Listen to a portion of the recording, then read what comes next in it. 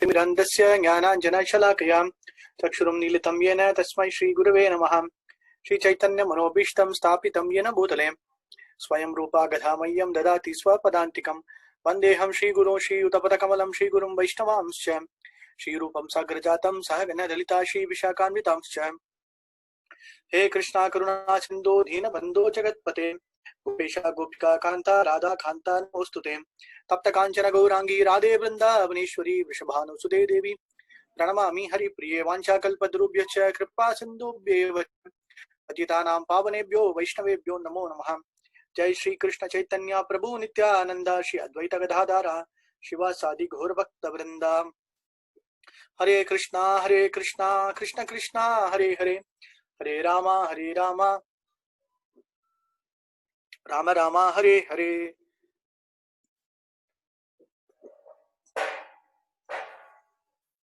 Hare Krishna. So, continuing the Brajamandala Parikrama, Brajamandal Yatra. So, yesterday we started with the Vrindavan Goswami's temples, where we have seen, we had darshan of Radha Madan Mohan, Radha Govind, and Radha Gopinath, and also in last we saw Radha Raman. हरे कृष्णा। वृंदावन यात्रा के छठे दिन आप लोगों का बहुत हार्दिक स्वागत है। तो अब हम ब्रज परिक्रमा के अंतर्गत हम 6 गोस्वामियों के मंदिर का दर्शन कर रहे हैं। कल के सत्र में हमने राधा मदन मोहन, राधा गोविंद, राधा गोपीनाथ और राधा रमन जी के दर्शन किए।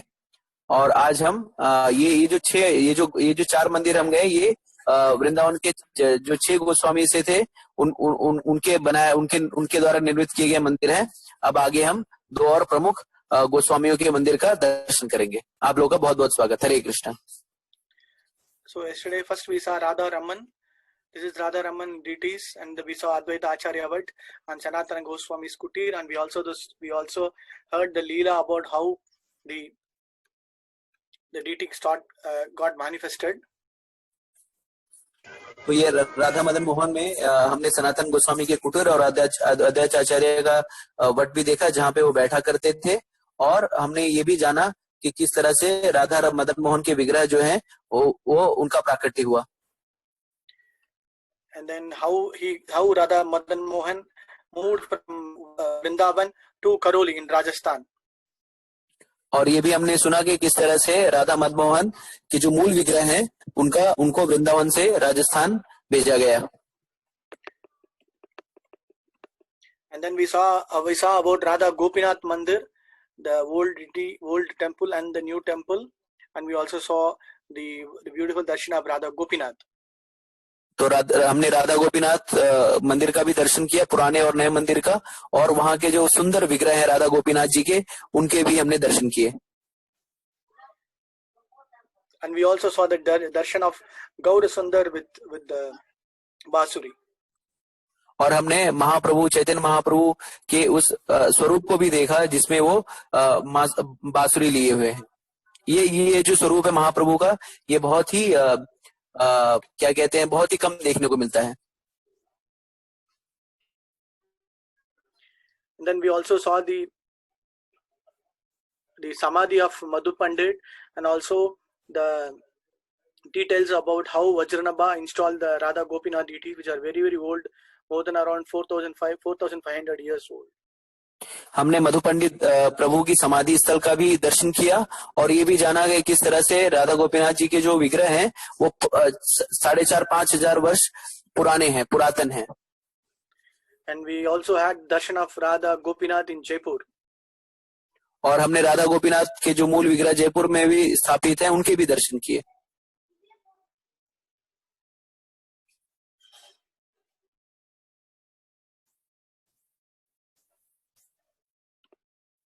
Then we also heard the Leela of Radha Govind temple. उसके बाद हमने राधा गोविंद जी के मंदिर के भी दर्शन किए, और उससे संबंधित जो भी कथाएं थे उनका भी श्रवण किया। And we also took the darshan of Radha Govind of Jaipur. और हमने राधा गोविंद जी जो मूल रूप से इस वर्तमान समय में जयपुर में स्थित हैं, उनके भी हमने दर्शन किए।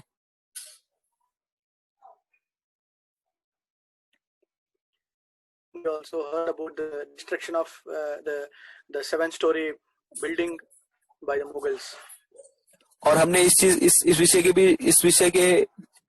के बारे में भी श्रवण किया कि किस तरह से मुगलों ने राधा गोविंद देव जी मंदिर जो उस समय 7 मंजिला हुआ करता था, उसका विध्वंस किया। And then we saw how the Radha Raman deities got the manifestation out of the Damodar Shila of Gopal Bhatta Goswami. और हमने इस चीज का भी श्रवण किया कि किस तरह से राधा रमन जी के विग्रह का प्राकट्य हुआ, which Acharya Prabhu? Yeah, the Damodar Shila of Gopal Bhatta Goswami. हाँ, तो शालिग्राम शिला गोपाल भट्ट गोस्वामी की शालिग्राम शिला से किस तरह से राधा रमन जी का प्राकट्य हुआ, ये भी हमने कथा सुनी।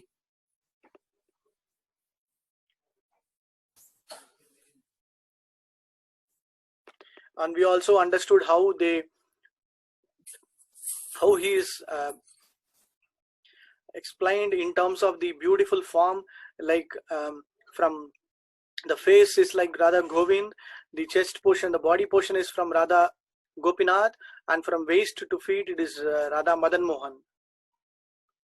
तो हमने ये भी समझा कि किस तरह से राधा मदन मोहन जी का जो मुख है, राधा रमन जी का जो मुख है वो राधा गोविंद देव जी की तरह है, उनका जो वक्षस्थल है वो राधा गोपीनाथ जी की तरह है, और उनके कमर से नीचे का जो भाग है वो राधा मदन मोहन जी की तरह है।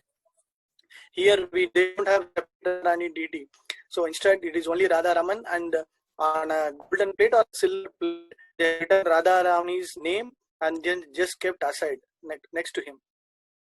इस मंदिर की विशेषता यह है कि इस मंदिर में राधा रानी जी का कोई विग्रह नहीं है, सिर्फ राधा रानी का नाम अंकित करके एक सुनहरे प्लेट में रखा गया है। So yesterday somebody was asking after the class, like when the Mughals destroyed so many temples, how did Radha Raman temple got saved? कल एक प्रश्नोत्तर में एक प्रश्न आया था कि जब मुगल जो हैं सारे मंदिरों का विध्वंस कर रहे थे, तो उस समय राधा रमन जी मंदिर कैसे बच गया? So they had a very intelligent way of constructing the temple. From the outside it does not look like a temple, but it looks like one of the houses of the Brajvasis. तो इसका कारण है कि उस मंदिर का जो स्वरूप है, बाहरी स्वरूप है, वो बड़ी बुद्धिमत्तापूर्ण ढंग से बनाया गया है। अगर आप बाहर से मंदिर में जाएंगे तो वो मंदिर की तरह ना लगे, बल्कि किसी के गृह की तरह लगेगा। So the Mughals thought it is just another house of Brajvasi and they left. जो मुगल सैनिक थे उन्हें लगा कि ये किसी आम ब्रजवासी का ही घर है, और इस तरह से वो बिना कुछ हानि पहुंचाए वहां से पलायन कर दिए। And today also, if you want to take darshan, they always have one small 0 watts bulb, tube light, one small bulb outside the entrance. So the Brajvasis, if the color is green, the Brajvasis know Radha Raman is giving darshan. The color is red, then the Brajvasis will know Radha Raman is either taking rest, or he is having his bhoga, or he is doing something else. So they all know like when to take darshan of Radha Raman. तो आज के भी दौर में जो है वो बहुत ही बुद्धिमत्तापूर्ण से उन्होंने दर्शन के समय को इंगित करने का तरीका अपनाया है। तो मंदिर प्रशासन ने किया, एक बल्ब जो है वो द्वार पे लटका दिया है, तो जब वो बल्ब जो है लाल कलर का होगा या लाल रंग का होगा, तो ब्रजवासी समझ जाते हैं कि राधा रमन जी हैं जो इस समय दर्शन नहीं कर रहे हैं, या दर्शन नहीं दे रहे हैं, या तो शयन कर रहे हैं या कोई सेवा चल रही है। और जब वो बल्ब जो है वो हरा रंग का होगा, तो ब्रजवासी समझ जाते हैं कि राधा रमन जी के जो दर्शन है वो खुले हुए हैं, और वो जाके भगवान का दर्शन कर सकते हैं। And we also saw the Madan Mohan Mandap, the place where he will give darshan, and also the kitchen that is in which the fire is still running for the past 450 years. हमने ये भी देखा, हमने उस आंगन का भी दर्शन उस आंगन को भी देखा जहां से हम राधा रमन जी के दर्शन कर पाते हैं। और वो भोजशाला भी देखी जहां पे जो अग्नि है वो 450 वर्षों से निरंतर प्रज्वलित हुई रखी है। And we also saw the Gopal Bhatta Goswami's Samadhi. हमने गोपाल भट्ट गोस्वामी के समाधि स्थल को भी देखा। And also the Prakata place, where the exact place where the Radharaman deity form was found. और हमने उस स्थान को भी देखा जहां से राधा रमन जी के विग्रह जो हैं वो प्रकट हुए थे। And today we'll go to another very nice temple called Radha Gokulananda temple. और अब हम राधा गोकुलानंद मंदिर की तरफ कूच करेंगे। So this temple is unique, where lot of acharyas, deities, worshipped deities all collected together and created this Radha Gokulananda temple. ये जो मंदिर है ये अपने आप में बहुत ही अनोखा मंदिर है, क्योंकि इस जगह इस स्थल पर बहुत सारे जो वैष्णव आचार्य हैं उनके विग्रह को एक साथ रखकर पूजा अर्चना की जाती है। It was mostly maintained under the directions of Lokanath Goswami. इस मंदिर का रखरखाव लोकनाथ गोस्वामी के निर्देशन में हुआ करता था। And you can see the Lokanath Goswami. Earlier he was residing in a different forest, and at the latest years, during the last years, then he came and resided here, and his disciple was Narottam Das Thakur. तो लोकनाथ गोस्वामी जो थे पहले किसी अन्य one में रहते थे, लेकिन जब अपने जो वृद्धावस्था के काल में लोकनाथ गोस्वामी जो है वो वृंदावन में आके निवास करने लगे, और उन्हीं के जो शिष्य हैं उनका नाम है नरोत्तम दास Thakur. So Lokanath Goswami came before Rupa and Sanatana Goswamis, and he is also considered as one of the Goswamis of Vrindavan, where he also helped in excavating the Leela Stalis. तो लोकनाथ गोस्वामी जो थे वो रूप और सनातन गोस्वामी के पहले वृंदावन आए थे, और उन्हें एक प्रकार से उन्हें वृंदावन के गोस्वामी में से एक माना जाता है, क्योंकि उन्होंने भी बहुत सारे भगवान की लीला स्थली को पुनः प्रकाशित करने में सहयोग किया। So we can take darshan of Vijay Govind of Baladev Vidyabhushan. Baladev Vidyabhushan was one of the very contemporary Sanskrit writers during that time, where he wrote lot of commentaries on Bhagavad Gita and Bhagavatam. तो आप अपने mobile के पटल पे जो विग्रह देख पा रहे हैं वो विजय गोविंद देव जी हैं, जो कि बलदेव विद्याभूषण, जो कि समकालीन संस्कृत विद्वान थे, और उन्होंने बहुत सारे पुस्तकों की रचना की, बहुत सारे पुस्तकों को लिखा, और बहुत सारे भगवान का गुणगान के लिए बहुत सारे पद्यों और गद्यों का संकलित किया और लेखन किया। And Vishwanath Chakravarti Thakur was one of the very nice devotees of the Lord, where he wrote all those very, very Madhurya Rasa Leelas of Shri Radha and Krishna. So Vishwanath चक्रवर्ती ठाकुर ने भगवान के माधुर्य रस से संबंधित बहुत सारे काव्यों की रचना की, और वो भगवान के बहुत ही प्रिय भक्त थे। So many leelas that he did in the various kunj, like Nikunj, whatever we saw, all those pastimes of his Ras Leela, everything was blessed by Vishwanath Chakravarti Thakur to write in his various books. सो विश्वनाथ चक्रवर्ती ठाकुर ने हमें उन लीलाओं का रहस्य उद्घाटन करके अपनी पुस्तकों में दिया है, जिन लीलाओं का वर्णन किसी भी अन्य शास्त्रों में नहीं है। तो भगवान की विश्वनाथ चक्रवर्ती ठाकुर पर असीम अनुकंपा थी, जिस वजह से उन्होंने और रास लीला और अन्य निकुंजों में जो भी हमने दर्शन किया उनमें भगवान की लीलाओं का अपनी पुस्तकों में विस्तृत वर्णन किया है।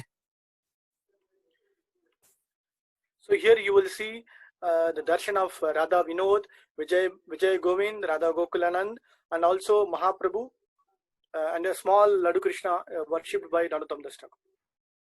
तो यहाँ पे आप जो अपने मोबाइल के पटल पे देख रहे हैं राधा गोकुलानंद मंदिर के अंदर, तो यहाँ पे आप राधा विनोद के विग्रह देख पा रहे हैं जो कि लोकनाथ गोस्वामी के द्वारा पूजित था। विजय गोविंद के दर्शन कर पा रहे हैं जो कि बलदेव विद्याभूषण के द्वारा पूजित था।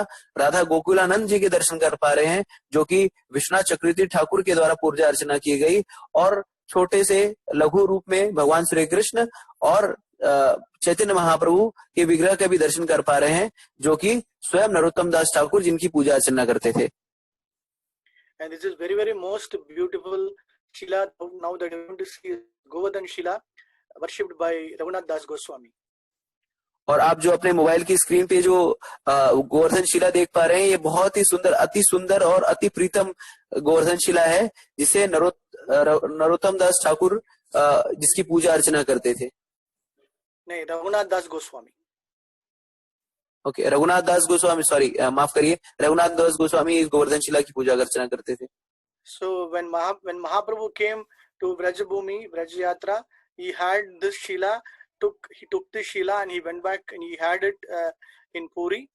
And for many years, continuously Mahaprabhu used to have this Shila very close to his heart during his chanting, during his the Viraha Bhav. Like whenever he was in separation, he used to have this Shila very close to his heart and also his beads. So he was very, very close with this Shila. And then when Raghunath Das Goswami came to Puri to meet, to have darshan of Mahaprabhu, then Mahaprabhu with very happy state told him, take the Shila and then go to Vrindavan. तो ये गोवर्धन शिला जो आप देख रहे हैं, ये चैतन्य महाप्रभु के बहुत ही प्रिय थी। ये गोवर्धन शिला उन्हें तब मिली थी जब वो वृंदावन यात्रा पे आए थे। उसके बाद ये शिला को धारण किए लेकर महाप्रभु जो है पुरी गए। और महाप्रभु जब भी विरह भाव का अनुभव करते थे तो इस गोवर्धन शिला को अपने हृदय से लगा लेते थे। और ये गोवर्धन शिला वो हरदम अपने निकट रखते थे, जप माला के निकट, अपने हृदय के निकट हरदम रखते थे। और ये गोवर्धन शिला महाप्रभु को बहुत ही प्रिय थी। तो जब रघुनाथ दास गोस्वामी महाप्रभु को जगन्नाथपुरी में मिले, तब महाप्रभु ने इस गोवर्धन शिला को रघुनाथ दास गोस्वामी को भेंट कर दी। And Raghunath Das Goswami took the Shila along with him and he stayed near Radha Kund and did lot of seva staying in Radha Kund. और रघुनाथ दास गोस्वामी ये गोवर्धन शिला लेकर राधा कुंड में आकर निवास करने लगे और यहाँ पे उन्होंने बहुत सेवा की। And after his disappearance, Narottam Das Thakur's disciple called Ganga Narayan Chakravarti, his family was having it, and it was well maintained, kept by Krishna Priya Thakurani. तो रघुनाथ दास गोस्वामी के तिरभाव होने के बाद ये गोवर्धन शिला जो है नरोत्तम दास ठाकुर के प्रिय शिष्य गंगा नारायण चक्रवर्ती के पास थी, जिसको उनकी बेटी कृष्ण प्रिया ठाकुरानी ने बहुत ही संभाल कर और बहुत ही अच्छे तरीके से इसकी देखभाल की और इसकी पूजा अर्चना की। So when you go to temple, if you can request the pujaris, they will show. It will not be directly having darshan, but if you request, then you can take. But this is what you are seeing on the screen. So अगर आप राधा मदन गोपाल मंदिर जाएंगे तो अगर आप उन पुजारियों से अनुरोध करेंगे तो वो अवश्य आपको ये गोवर्धन शिला के दर्शन कराएंगे। लेकिन वही जो शिला है, वही गोवर्धन शिला जो चैतन्य महाप्रभु के पास थी और रघुनाथ दास गोस्वामी को उन्होंने भेंट की थी, अपने मोबाइल के पटल पे आप उस गोवर्धन शिला का बहुत ही मनोरम दर्शन कर सकते हैं। रघुनाथ दास गोस्वामी की जय, गोवर्धन शिला की जय।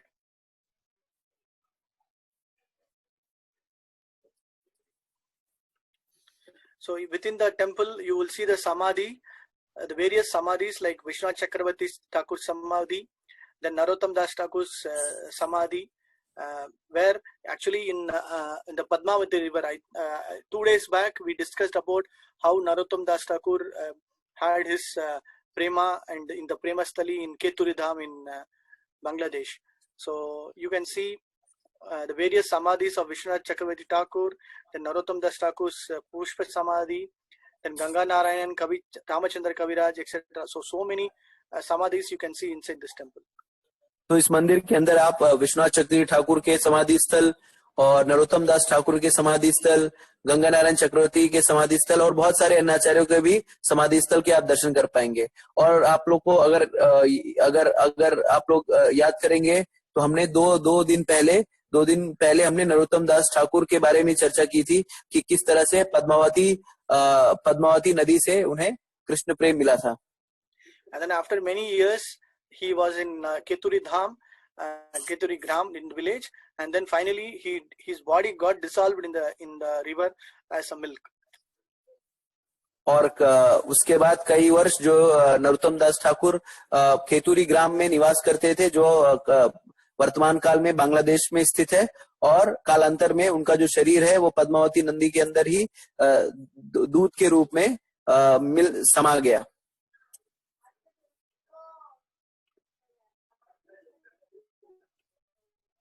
So that time, when after disappearance of Narottam Das Thakur, Ganga Narayan Chakravarti and Ramachandra Kaviraj was also there, staying in Vrindavan, assisting Vishwanath Chakravarti Thakur.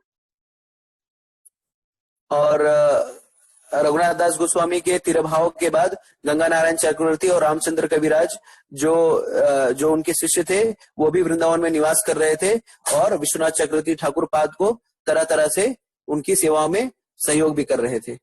So that time when Vishwanath Chakravarti Thakur was writing so many nice literary works about Radha Krishna pastimes, the Brahmanas, the caste Brahmanas and so many other kavis there, they objected to his writings because they thought these are all not authorized and how does he know about it. So Vishwanath चक्रवर्ती पाद जब वृंदावन निवास के दौरान राधा कृष्ण से संबंधित लीलाओं का विस्तृत वर्णन अपने पुस्तकों में, ग्रंथों में कर रहे थे, उस समय जो वहां के जो जाति ब्राह्मण थे, उन्होंने काफी उनका विरोध किया. उन्होंने कहा कि इन सारी लीलाओं का कहीं भी किसी भी शास्त्र में वर्णन नहीं है और आप इसे कैसे लिख सकते हैं. और दूसरी चीज कि ये जो लीलाएं हैं, राधा कृष्ण की जो गुह्यतम लीलाएं हैं, ये किसी को भी ज्ञात नहीं है, तो आप ये कैसे कह सकते हैं, लिख सकते हैं इन लीलाओं के बारे में. So one day what will happen is this Ganga Narayan Chakravarti and Ramachandra Kaviraj, they will disguise as normal betel nut sellers and clay pot sellers, and they will just stay in the streets. So one day all these Brahmanas, the so-called the big Bhagavatas who recite this Sapta Bhagavatakas, they will be just trying to come and meet Vishwanath Chakravarti Thakur. But before meeting him, on the way they will just try to talk with this both of them. तो एक दिन ऐसा होता है कि गंगा नारायण चक्रवर्ती और रामचंद्र कविराज जो है वो अपने आप को अपना एक शब्द रूप धारण करते हैं और दोनों एक जन जो है वो पान बेचने का अभिनय करते हैं और दूसरे जन जो है वो मटका बेचने का अभिनय करते हैं. उसी दौरान जो वृंदावन के जो जाति ब्राह्मण थे, बड़े बड़े जो भागवताचार्य, भागवत सप्ताह करने वाले जो ब्राह्मण और वक्ता थे, वे विश्वनाथ चक्रवर्ती ठाकुर से मिलने के लिए उनके घर पे आ रहे थे. लेकिन इसी दौरान उनकी भेंट इन दोनों व्यक्तित्वों से हो गई जो उस समय पान बेचने का और मटका बेचने का अभिनय कर रहे थे. And then both of them will ask them, where are you going? And these brahmanas will say, no, we are going to meet Vishwanath Chakravarti Thakur. We are going to stop him. He is giving all kinds of his own explanations about the Leelas, which we are not pursuing, and he does not know anything Bhagavatam, like that they will argue. And then Ganga Narayan Chakravarti and Ramachandra Kaviraj will start arguing with them in a very nice debate, and then bringing about very, very profound the specific what is in Bhagavatam and also specific scriptural verses. तो ये जो जाति ब्राह्मण थे वो बहुत ही, क्योंकि विश्वनाथ चक्रवर्ती पाद जो हैं वो अपनी ग्रंथों में उन गुह्यतम लीलाओं का वर्णन कर रहे थे जो किसी को भी भौतिक रूप से ज्ञात नहीं थी. तो ये जाति ब्राह्मण जो है उसके प्रखर विरोधी हो गए और वो क्रुद्ध होकर सारे जन जो है विश्वनाथ चक्रवर्ती ठाकुर से मिलने के लिए जा ही रहे थे. तो गंगा नारायण चक्रवर्ती और रामचंद्र कविराज ने उनको रोक दिया और उनसे कहा कि आप कहाँ जा रहे हैं. तो उन्होंने कहा कि हम जा रहे हैं विश्वनाथ चक्रवर्ती से मिलने के लिए. वो ऐसे कैसे कर सकता है कि जो भी लीलाएं हैं जिनका कहीं पे वर्णन नहीं है उनको कैसे वो लिपिबद्ध कर सकता है, कैसे अपनी पुस्तकों में लिख सकता है. फिर गंगा नारायण चक्रवर्ती और रामचंद्र कविराज ने उन्हें टोका और फिर उनसे शास्त्रार्थ किया और शास्त्रों के आधार पर और बहुत जो अपने जो शास्त्र हैं उनसे उन्होंने जो भी संबंधित श्लोक थे उनका उच्चारण करके और वो उन ब्राह्मणों के साथ में शास्त्रार्थ करने लगे. And then the so-called pandits, the Bhagavata Saptaka reciters will be astonished by their knowledge and the quoting of the verse and their commentaries.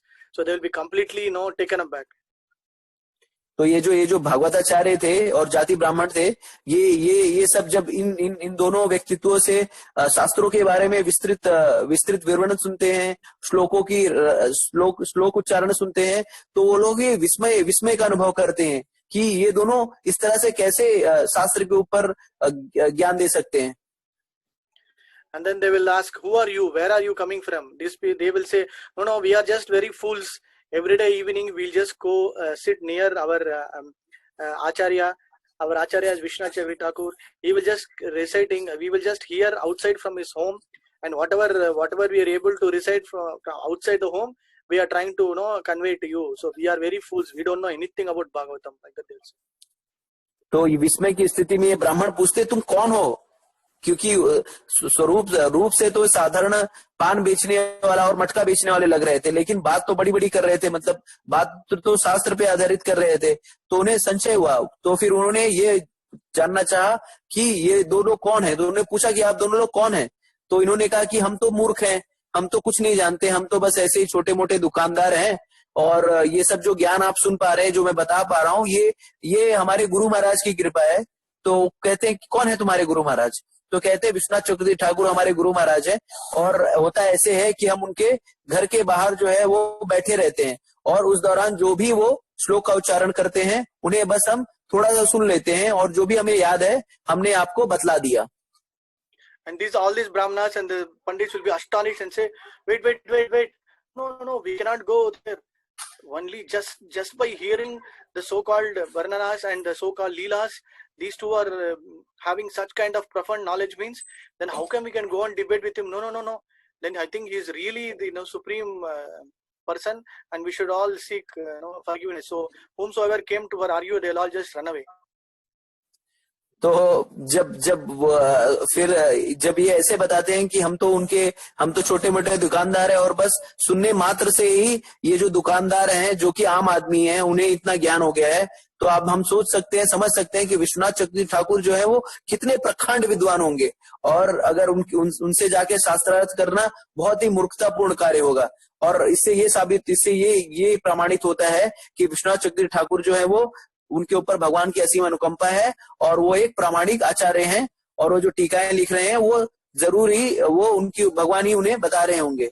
तो ऐसा कह के वो सारे ब्राह्मण और जो कथावाचक थे, जो क्या कहते हैं विश्वनाथ चक्रवर्ती ठाकुर से वाद विवाद करने जा रहे थे, वो उल्टे पैर अपने घर को लौट गए. So this is one of the glories of Vishwanath Chakravarti Thakur, where he was completely blessed by Srimati Radharani and Krishna to write about so many leelas. और ये विश्वनाथ चक्रवर्ती ठाकुर का एक गौरव है कि राधा रानी की कृपा से और कृष्ण की कृपा से उन्होंने उन लीलाओं का प्रकट किया जो कि किसी भी शास्त्र और किसी भी जो शास्त्र है और कोई भी ग्रंथ में उनका वर्णन नहीं किया गया है. So wherever temples we go in Brija, whatever leelas that we hear through the Brajvasis, it is all written and spoken through Vishwanath Chakravarti Thakur. तो हम जहाँ कहीं भी वृंदावन में जाते हैं, ब्रज की किसी भी लीला स्थली पे जाते हैं, उसका जो महात्म्य है, उसकी जो लीलाएं हैं, उससे संबंधित जो भी कार्यकलाप है, वो आज हम सुन पा रहे हैं और जान पा रहे हैं. उसकी वजह, उसका कारण सिर्फ विश्वनाथ चक्रवर्ती ठाकुर हैं. So this is the samadhi, whatever you see on the right hand side, this is samadhi. आप अपने बाएं हाथ पे स्क्रीन पे जो भी देख पा रहे हैं वो विश्वनाथ चक्रवर्ती ठाकुर पाद की समाधि स्थल है.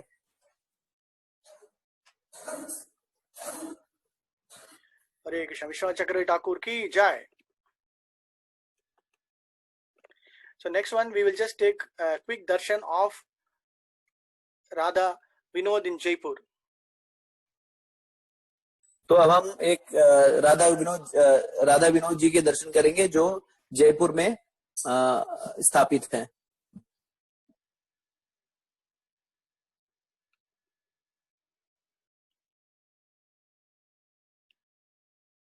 And next we are going to see Radha Shyam Sundar Mandir.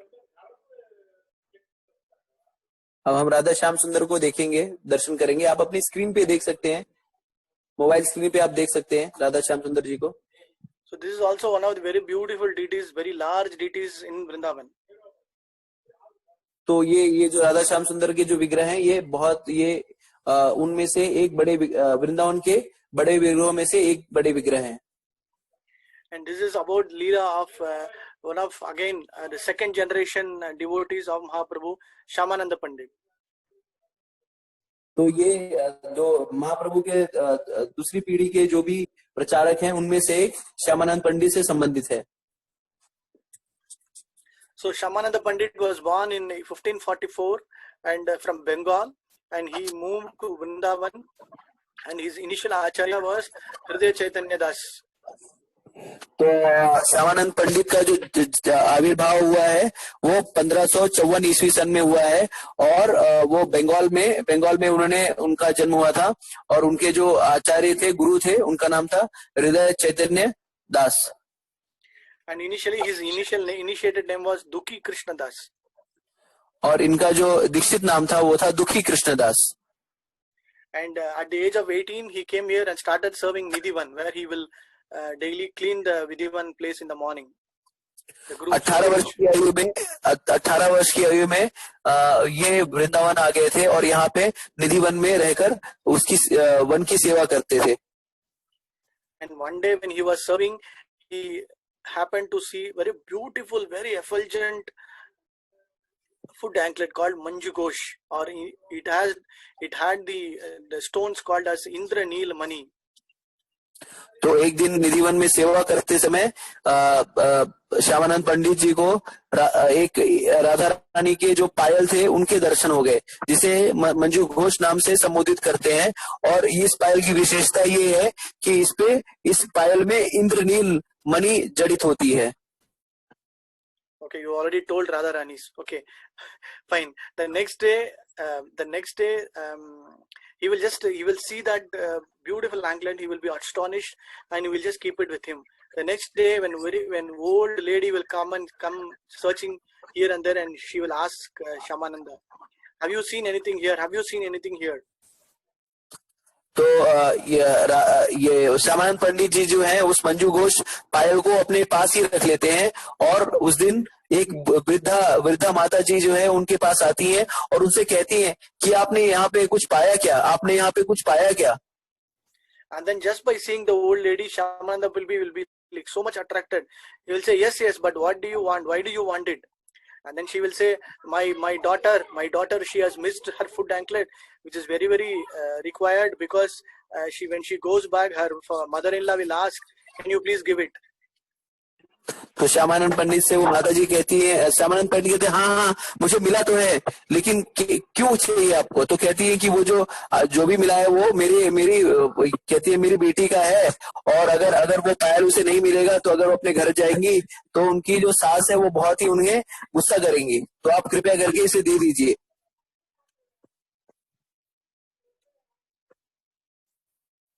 Hare Krishna Prabhu, last 1 minute है, तो हम लोग ड्रॉप होके फिर से कनेक्ट करें।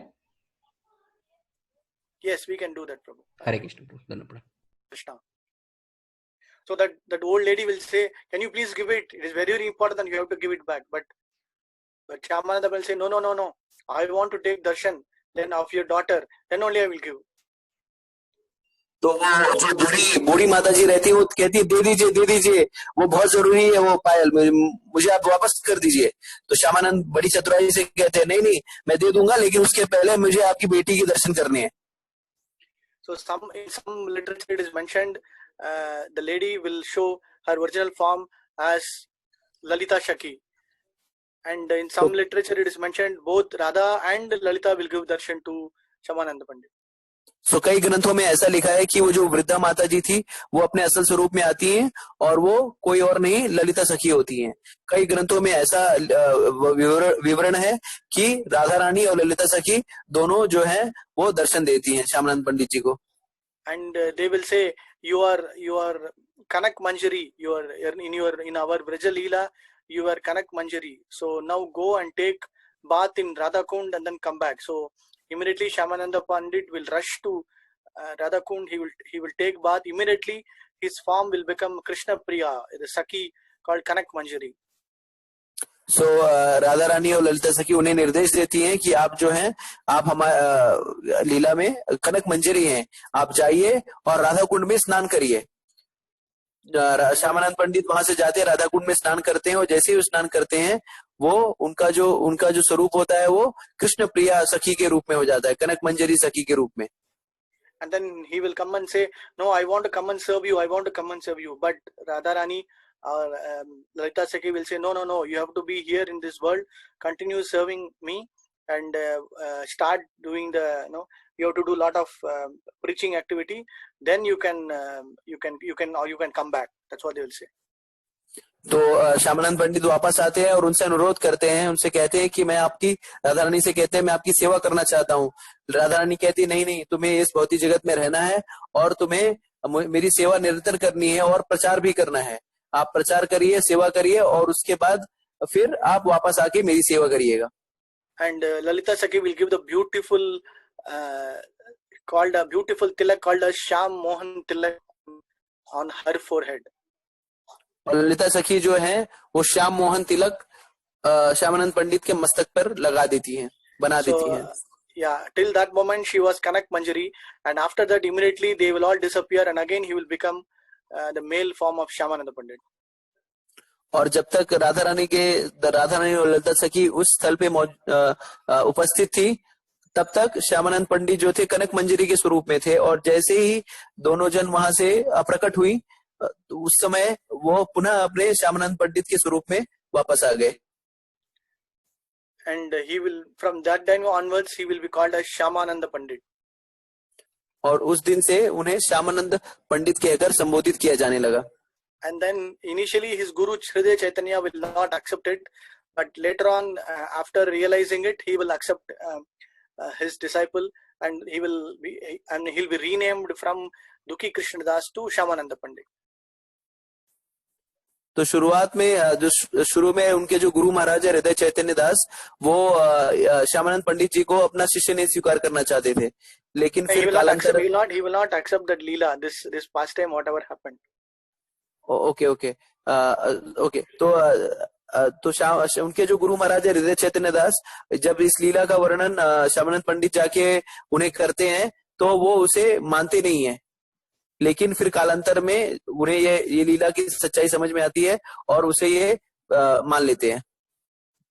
And Shyamananda Pandit was also on a second generation devotee, and he did a lot of preaching along with in the Orissa side, along with Narottam Das Thakur and Srinivas Acharya. Srinivas पंडित जो थे महाप्रभु के आंदोलन में दूसरे पीढ़ी के प्रचारक थे, और उन्होंने नरोत्तम दास ठाकुर और श्रीनिवास आचार्य के साथ उड़ीसा आदि स्थल पर बहुत ही प्रचार किया। So he took the books along with three of them from Jiva Goswami, and he went to the Orissa side, and Narottam Das Thakur went to Bengal. जीव गोस्वामी से पुस्तक लेकर श्यामानंद पंडित जो है वो उड़ीसा की तरफ गए और नरोत्तम दास ठाकुर जो है वो बंगाल की ओर चले गए। And his disciple called Rasikananda Pandit. और इनके ही जो शिष्य हैं उनका नाम है रसिकानंद पंडित। So he is very famous for the Sakshi Gopinath Mandir establishment. Sakshi Gopal और साक्षी गोपीनाथ, Sorry, Shahi Gopal. हाँ। सो रसिकानंद पंडित की ने इसलिए रसिकानंद पंडित ने ही साक्षी गोपाल मंदिर का निर्माण करवाया था। So when we go to Orissa yatra, we will see about the places there. जब हम उड़ीसा यात्रा पे जाएंगे तब हम उन स्थलों का दर्शन करेंगे। Radha Shyamanand ki jai. Shyam Sundar ki jai. Sorry, Radha Shyam Sundar ki jai. Next we are going to see another very nice temple. Again, this temple also got protected because it looked like a library for the Mughals. तो अब हम एक राधा दामोदर मंदिर का दर्शन करेंगे, जो कि बहुत ही रमणीय और सुंदर है। विग्रह बहुत ही सुंदर है, और आप लोग को इस मंदिर का भी मुगलों से बचाव हो गया था। मुगल इस पे कुछ नहीं हानि नहीं पहुंचा पाए थे, सिर्फ इसी कारण से क्योंकि ये जो मंदिर है वो एक पुस्तकालय के स्वरूप में है। And it was maintained and established by Jiva Goswami. ये मंदिर का निर्माण श्री जीव गोस्वामी पाद ने कराया था। And Jiva Goswami's main intention was to collect all the granthas, all the literary works by various Goswamis, and he maintained this in this place called the Radha Damodar Mandir. तो जीव गोस्वामी का कार्य सारे आचार्यों के ग्रंथों को इकट्ठा करना और इन ग्रंथों को इस राधा दामोदर मंदिर के प्रांगण में सुरक्षित रखना था। And we are also very fortunate that because of this temple place, Srila Prabhupada, our founder Acharya, he had a place staying here, and then he was also got inspiration from this particular temple. सो ये यही जो जगह है, यहाँ पे अंतर्राष्ट्रीय Krishna भावनामत Singh ISKCON के संस्थापक आचार्य अभय चरणारविंद भक्तिवेदांत स्वामी श्रील प्रभुपाद यहाँ पर कई वर्षों तक निवास करते थे। So earlier he was staying in a different temple, but mostly because of his praying to his Guru Maharaj, then he moved to this Radha Damodar temple. पहले श्रील प्रभुपाद जी जो है वृंदावन में ही दूसरे मंदिर में रहते थे, लेकिन उनके गुरु महाराज से अपने गुरु महाराज की अपने गुरु महाराज के प्रति तीव्र प्रार्थना से वो राधा दामोदर मंदिर के प्रांगण में आके रहने लगे, निवास करने लगे। And then this deity of Radha Damodar was given by Rupa Goswami to Jiva Goswami. और ये जो विग्रह है इन्हें रूप गोस्वामी ने जीव गोस्वामी को प्रदान किए थे। And again in this temple there are other beautiful deities of other acharyas. और इस मंदिर में और भी जो आचार्य हैं, पूर्ववर्ती आचार्य हैं, उनके विग्रह भी इसी मंदिर में उनकी पूजा अर्चना की जाती है। Here you will see the darshan of Radha Damodar, Radha Vrindavan Chand, Radha Madhav, Radha Chalkikan. I don't know what is full correct name, but it's okay. So there are so many other deities of the various acharyas. तो इस मंदिर के प्रांगण में आप राधा दामोदर जी के दर्शन करेंगे, राधा वृंदावन चंद्र जी के जो कि कृष्णदास कविराज गोस्वामी के विग्रह थे, राधा माधव जी के जो कि जयदेव गोस्वामी जी के विग्रह थे, राधा चली चिकन जो भूगर्भ गोस्वामी इत्यादि के जो विग्रह हैं इसी मंदिर के प्रांगण में है। But most important here is also the Samadhi Sthal of Rupa Goswami and Jiva Goswami. और सबसे महत्वपूर्ण जो राधा दामोदर मंदिर के विषय में जो चीज है वो है इसी मंदिर के पड़ोस में ही रूप गोस्वामी और जीव गोस्वामी पाद की भी समाधि स्थल स्थित है। So Prabhupada's room was very near to the altar and also straight opposite, just opposite to Rupa Goswami's samadhi. सो प्रभुपाद जी का जो निवास स्थान था वो मंदिर के बहुत निकट और रूप गोस्वामी के समाधि स्थल के ठीक सामने था।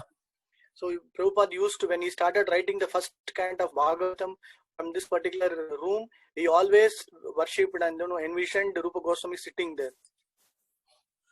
तो जब भी श्रील प्रभुपाद जी जब अपने श्रीमद् भागवतम के प्रथम स्कंद का जब भी लेखन कार्य कर रहे थे तो वो बार बार रूप गोस्वामी की समाधि स्थल का दर्शन करते और उससे प्रेरणा लेते थे। And Sanatana Goswami, even at his very old age, he used to do Govardhan Parikrama, the outer Govardhan Parikrama daily. और सनातन गोस्वामी पाद जो थे वो गोवर्धन परिक्रमा करते थे रोज अपनी वृद्धावस्था में भी। And because of his old age, one day Krishna manifested and placed his footprints on a Govardhan, on a Shila, and then that Shila was brought here, kept here, and so he used to worship that Shila and take parikrama on that Shila. और इस मंदिर के गर्भगृह में गोवर्धन शिला भी है जिसपे परम पुरुषोत्तम भगवान श्री कृष्ण के चरण के चिन्ह हैं। ये चरण चिन्ह तब मिले थे जब सनातन गोस्वामी जब वृद्धावस्था में परिक्रमा करते थे, तो भगवान उनसे बहुत प्रसन्न हो गए और उन्होंने उनको दर्शन दिया और उस गोवर्धन शिला पे जिसपे वो खड़े थे उस पे उनके चरण चिन्ह भी मिले। कालांतर में वो गोवर्धन शिला जो है इस राधा दामोदर मंदिर के ऑल्टर में रखी गई और यहाँ पे उसकी पूजा अर्चना होती है। So if you are not able to take Govardhan Parikrama, then if you circumambulate, if you go Parikrama for this temple 7 times, it means you are taking Parikrama of Govardhan. अगर आप वृंदावन जाते हैं और किसी कारणवश आप जो है गोवर्धन परिक्रमा नहीं कर पाते, तो ऐसी मान्यता है कि अगर आप इस मंदिर के साथ अगर प्रदक्षिणा करेंगे तो आपको गोवर्धन परिक्रमा करने का फल जो है वो प्राप्त होगा। So on your screen you will going to see Rupa Goswami's Samadhi, Jiva Goswami's Samadhi, and the books and the writings that has been kept there. तो आप अपने मोबाइल के पटल पे जो चित्र देख पा रहे हैं वो रूप गोस्वामी जी की समाधि स्थल है और जीव गोस्वामी जी की समाधि स्थल है और उनके द्वारा जो संकलित जो पुस्तकें हैं वो भी उसके भी दर्शन आप कर पाएंगे। So some of the writings got lost and some of them whichever our ISKCON devotees can get it. So those things have been brought out and then established in the Bhaktivedanta Research Institute. So कई सारे जो पुस्तकें जो जीव गोस्वामी पाद इत्यादि ने लिखी थी वो कालांतर में वो कहीं खो गई और जो भी कुछ मिली उसको ISKCON के भक्तों ने उसे संजो करके रखा है भक्ति वेदांत इंस्टीट्यूट में।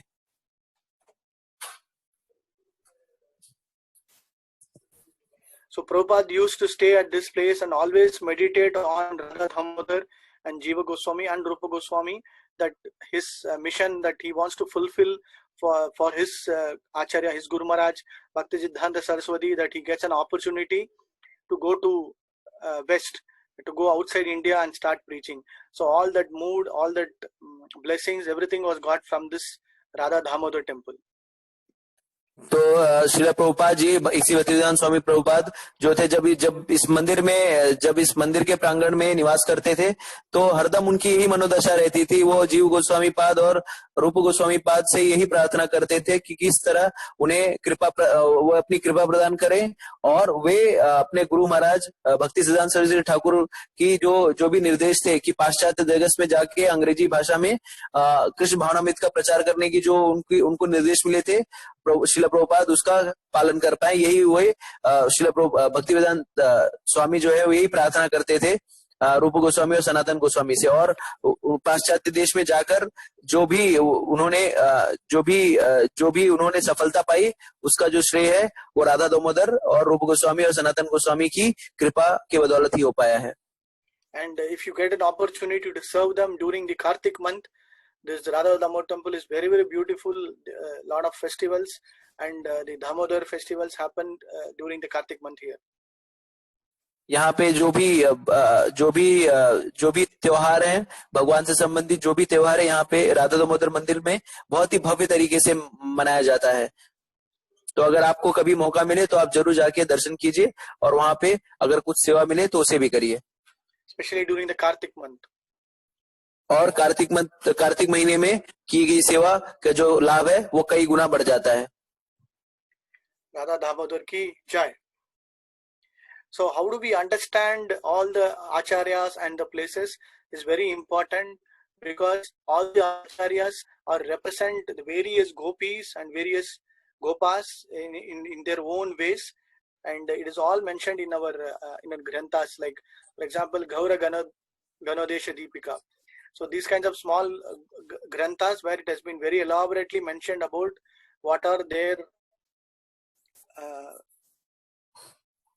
eternal positions or eternal state in the Braj Leela. So we have to always pray at their lotus feet, that we start our Brajamandal Parikrama praying at their lotus feet of various acharyas. तो हम अपने जितने भी आचार्यों के जो भी वैष्णव आचार्य हैं उनके भावों को किस तरह से समझे और उनका जो वास्तविक स्वरूप है उनका वास्तविक स्वरूप क्या है, और वो आध्यात्मिक जगत में वो उनका स्वरूप क्या है।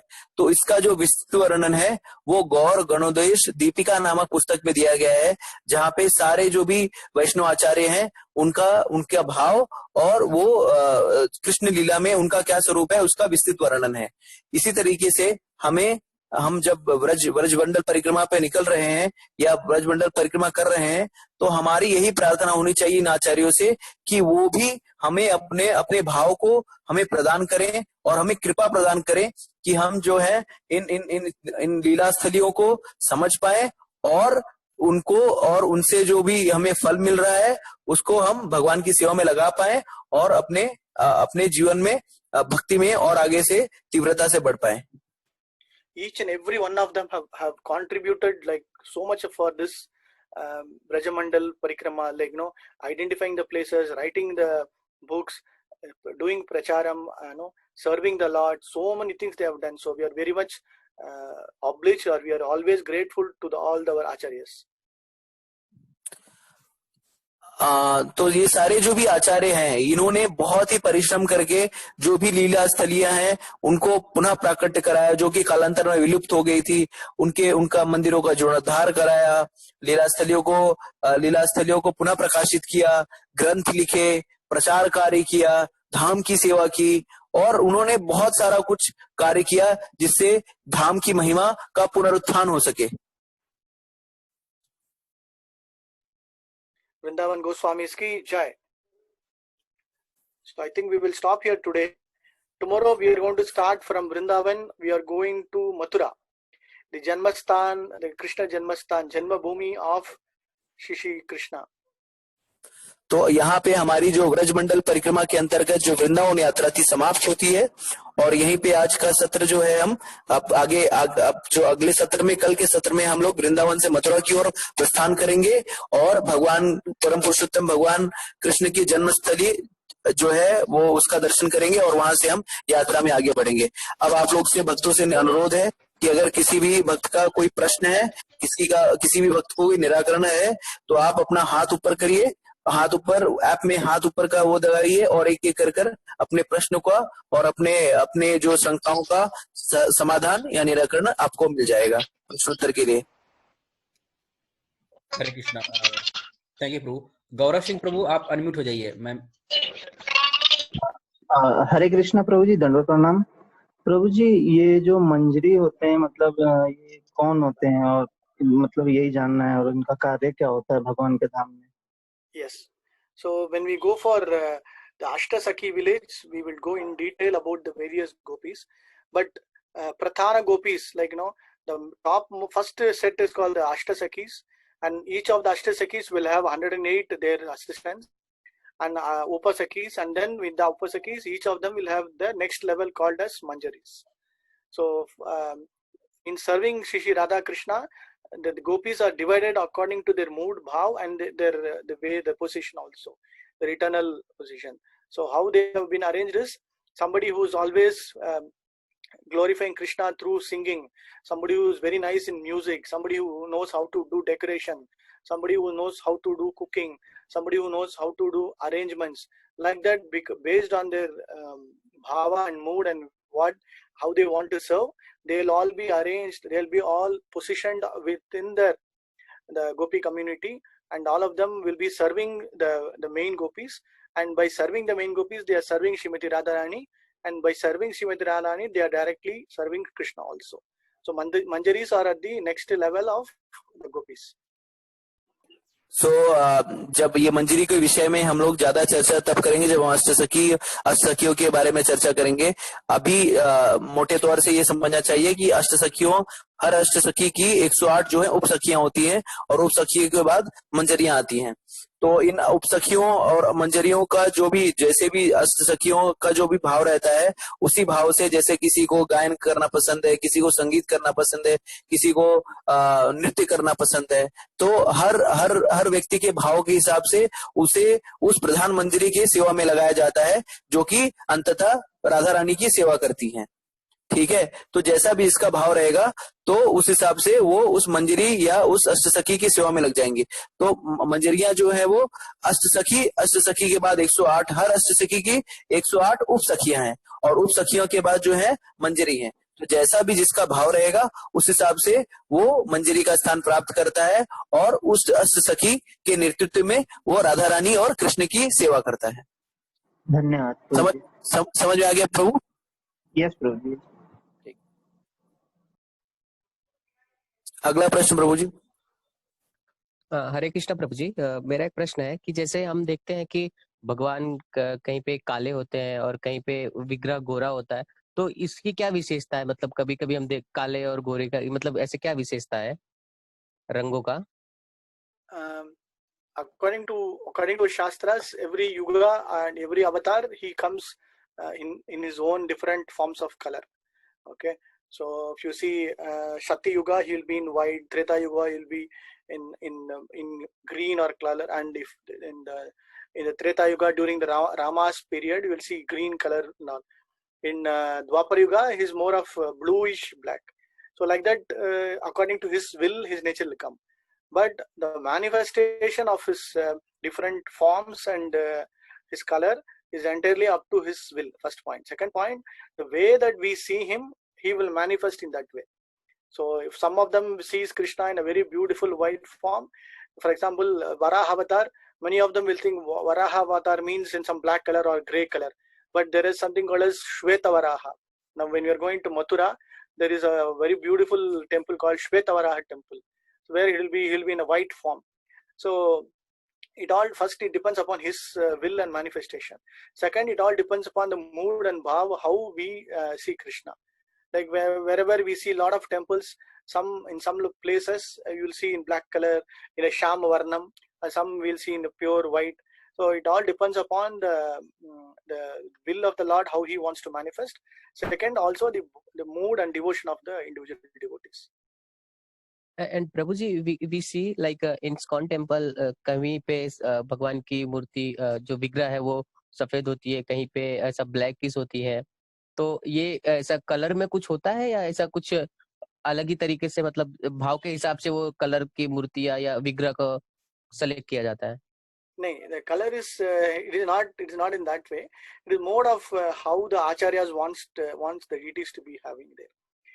Depending upon the location and the acharya, the pratana acharya in that particular place, and how do they want to have it, and also it's the Lord's will also. So if somebody in particular location, they want the deity be in the white form, then accordingly when they start manifesting that particular desire, Krishna will definitely fulfill that desire. So that is why in different temples you will see black, in different temples you will see white, but predominantly Krishna is Shama Varnam, so that we have to see, and also depending upon the location or city where people want to see him in a very the so-called attractive form, they might take a different colors. But there is absolutely no difference between whatever the so-called Shama Varnam or the white color. No, he is beyond the color manifestations. That's what we have to see. Okay Prabhu ji, thank you. And Prabhu ji एक question और था, जैसे कि इसमें प्रभुपाद जी कौन से मंजरी में आते थे? ये लिस्ट में ऐसा है नहीं तो प्रभुपाद जी मंजरी that I will tell you when we go back to Krishna Balram Mandir, because Prabhupada is in some places he has been mentioned as one of the Gopa boys, because in one of the Leelas in Leelamrita, sometimes he will go in such a state of bhava, and he will come back, and in Leelamrita there are some specific instances. So there's nothing specifically mentioned out in the Granthas, but now after Leelamrita and after our acharyas, based on their conversation, their interactions, they've identified him as one of the Gopas. Okay, thank you Prabhu ji. Thank you Prabhu. Yes, Kapil Gupta Prabhu, Hare Krishna, आप पूछिए अपना प्रश्न। Hare Krishna, am I audible? Yes Prabhu. Yes, Prabhu. Yeah, Hare Krishna Prabhuji, Dandavat. Prabhu, my question is that we do Guru Puja, then the name comes Loknath, Lokera Jivana. So that is the same Loknath Goswami we are talking here? Correct. Correct, Prabhuji.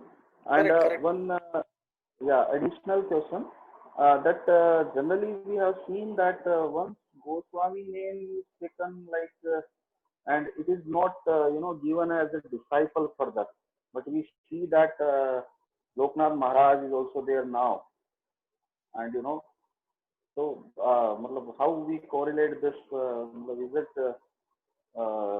fact or it happens sometimes? No. Your question is like why Loknath Goswami is not known outside. Is that the way? Is that the...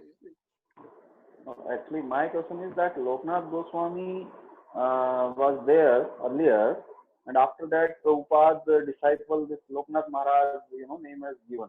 Okay, generally it doesn't happen. We have seen that some Goswami name is not given to any disciple.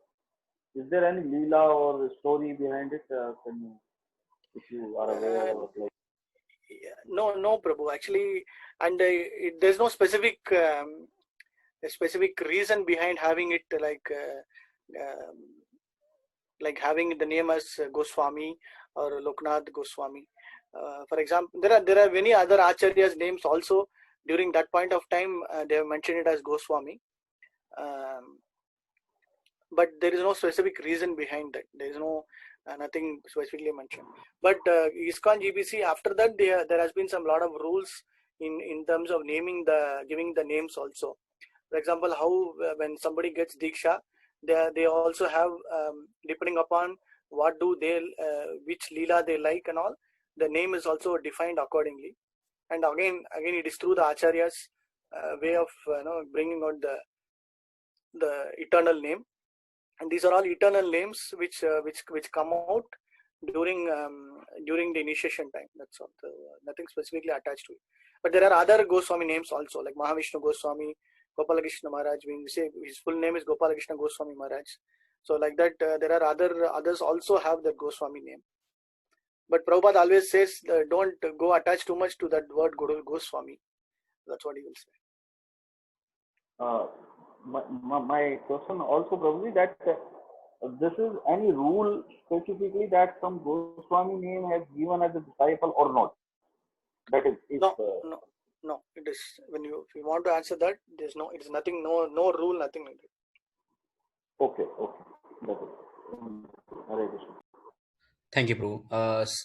और किसी का कोई प्रश्न है या फिर हम इस सत्र को यहीं पे समाप्त करें? ठीक है प्रभु, लगता है किसी को कोई प्रश्न नहीं है, तो इस सत्र को हम यहीं पे समाप्त करते हैं और कल फिर 8 बजे मिलेंगे हम सब। हरे कृष्ण। हरे कृष्ण प्रभु। हरे कृष्ण। हरे कृष्ण। हरे कृष्ण हरे कृष्ण। हरे कृष्ण। श्रील प्रभुपाद की जय। जय जय जय। समस्त भक्तवृंद की जय। जय।